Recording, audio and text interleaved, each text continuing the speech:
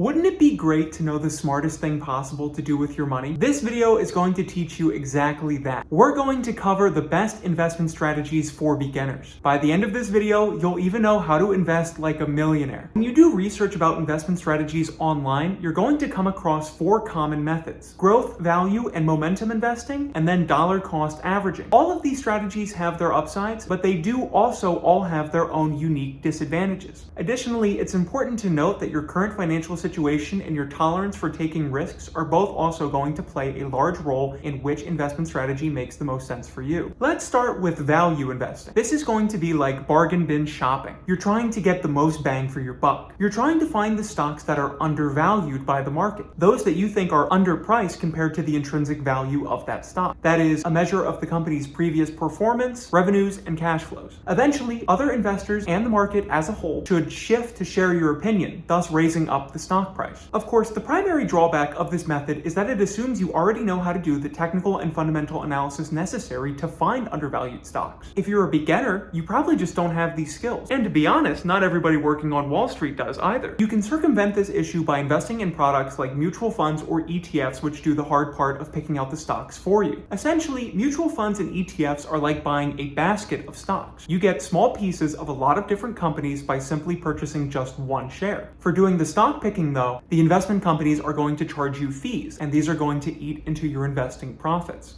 You know how I just said some Wall Street guys aren't the best value investors? Well, the majority of actively managed funds, that is, those in which the stocks are picked by professionals, actually don't have returns that surpass the general performance of the stock market. In that case, how can you beat the market and thus half of all professional active fund managers? You can beat them by making sure to like this video so that way more people will have access to this awesome information. Also, make sure to subscribe and ring the bell to be notified when new videos come out every Friday. They'll help you live a life you love through personal finance and self-improvement. All joking aside, you can start to learn the technical and fundamental analysis skills necessary in order to beat the market. However, doing so has a pretty steep learning curve and it's not guaranteed to work. One of the best alternatives then would be to invest in the thing that beats the active fund managers half the time, investing in the stock market itself. Just like you can buy value stock, mutual funds, and ETFs, you can do the exact same thing with just the entire performance of the stock market itself. The most common funds are those which track or match the value of the S&P 500 and the NASDAQ. These indices are broad representations of the entire stock market. Generally, they'll return about 8 to 12% annually. That can be almost double the average return of 5.5% a year with value stocks. Or maybe you want to try a different strategy altogether, especially if you're interested in managing your own fund and picking your own stocks. Let's talk about growth investing. Growth investing is essentially placing bets on companies that you think are going to be the next big thing. This is actually how the majority of stocks in the market are valued. Stock prices will typically be higher than what is shown in fundamental analysis, since investors expect companies to constantly innovate and thus increase their revenues and profitability, and these changes are then reflected in the share price. One example could be to think about electric car companies. While Tesla is the biggest name in this space, there are a variety of competing firms in the market. Do you think that these companies have the potential to dramatically increase their earnings due to an increasing demand for electric vehicles or through increasing government subsidies? They might be a good pick for growth investing. One of the main drawbacks with the strategy though is that you'll have to stay pretty up to date with the news.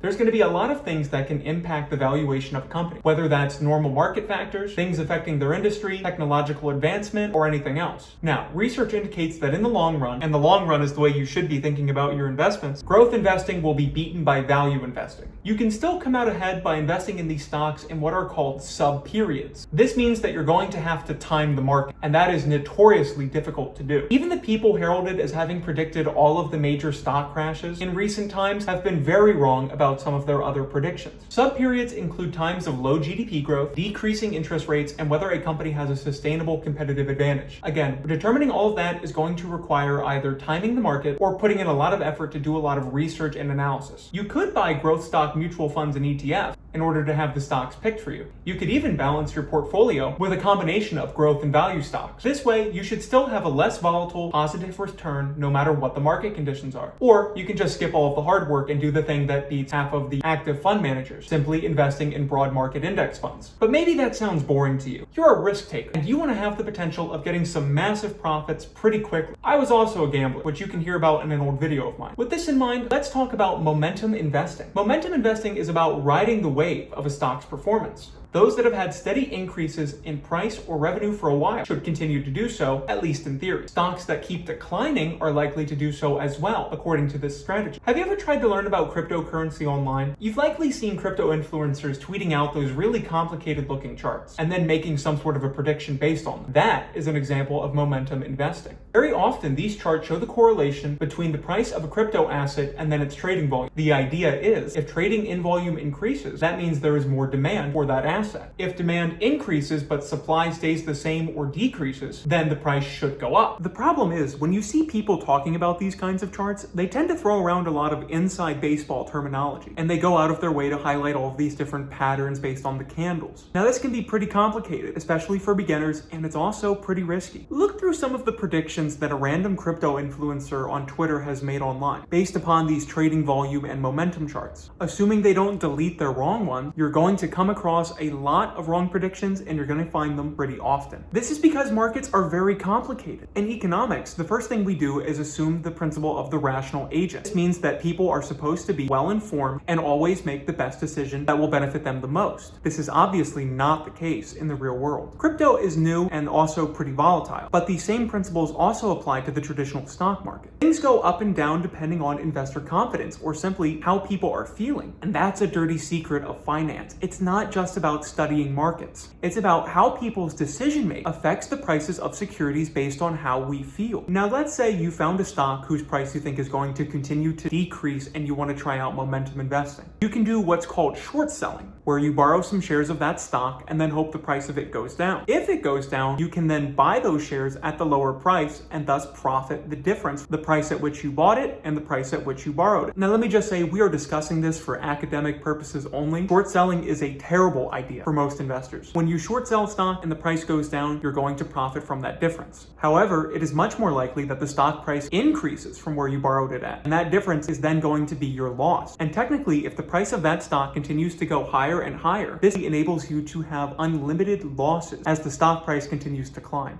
So this strategy is pretty risky, but in finance, we have something called the risk and return relationship. This says that the riskier something is, the more return it should net you from assuming this additional risk. So then, does momentum investing have higher rates of return than other investment strategies? Not even close. And this is going to be for a couple of reasons. First, you're going to pay a higher capital gains tax when you hold stocks for less than 1 year. This is going to eat into your profits. Next, constant active trading will also dramatically increase your costs if you're not using a no-fee brokerage firm. Finally, if you don't make the picks yourself and instead opt to use a momentum-based mutual fund or ETF, you should know that no investment product with the word momentum in the fund's name has ever outperformed its benchmark after accounting for fees and other expenses. So what are you to do? The best investment advice, again, is generally to purchase and hold broad market index funds. If possible, also purchase these funds in a tax-advantaged account. That way, you'll pay less or maybe even no taxes on your investments. If you want more information, you can check out my Investing for Beginners video. Now let's look at the last common strategy, dollar cost averaging. For full transparency, this is the strategy that I use. I invest a specific amount of money every week into an index fund which tracks the S&P 500 in my Roth IRA through Fidelity. Dollar cost averaging is just that, investing a little bit of money here and there into an asset no matter what the price is. If you do this for long enough, you should buy stocks when the prices are high, but also when prices are low. The average then should be lower than if you decided to put all your money into the stock market at once. However, research shows that lump sum investing actually yields a higher rate of return than dollar cost averaging in most scenarios. And again, this is because stocks tend to go up over time. If you put all of your money into the market right now, you're going to be locked in at that price. If you continue to invest bit by bit, week after week, you'll be buying stocks at higher prices more often than you're going to be buying when their prices take a dip. The main issue with lump sum investing, though, is that it assumes that you have a lot of spare cash lying around that you can go out and invest right now. That's just not going to be the case for most people. So in that way, dollar cost averaging makes a lot of sense then, especially for beginners. Buy securities and invest when you can with the money that you have, and then wait and see, because most of the time stocks are going to do their thing and just increase in value over time. Remember earlier how I said timing the market is notoriously difficult? Dollar cost averaging eliminates this for you by just making periodic investments. The cool thing with dollar cost averaging is that it can actually be used on any security or stock that you want, and it can even be used in combination with the strategies that we talked about earlier. Did you find a stock that you think is undervalued by the market? Use dollar cost averaging to secure your position in that investment before the market adjusts to agree with your valuation. Think you found the next hot stock that's poised to go up in price? Use dollar cost averaging to buy in before the price curve goes exponential. Found a stock with consistent increases in revenues and share price? You can use dollar cost averaging to secure a better price in case that momentum shifts in the wrong direction for a little while. We're not going to look at an example with short selling because again, that is a terrible idea for beginning investors. Just look at the GameStop news. The big boys in the market tend to win out. So what's the best investment strategy for beginners? That's going to be using dollar cost averaging to consistently buy into broad market index funds, most likely one that tracks the S&P 500. You'll see even better returns if you can make these investments in a tax advantage account like your 401k or your Roth IRA. So if you like this video, please make sure to like and subscribe, and then click the video on screen to watch another that you're going to enjoy, and then please add some music, the best investment strategy for beginners, or whatever else it is that you love to your day. Add some music, just add some music to the idea.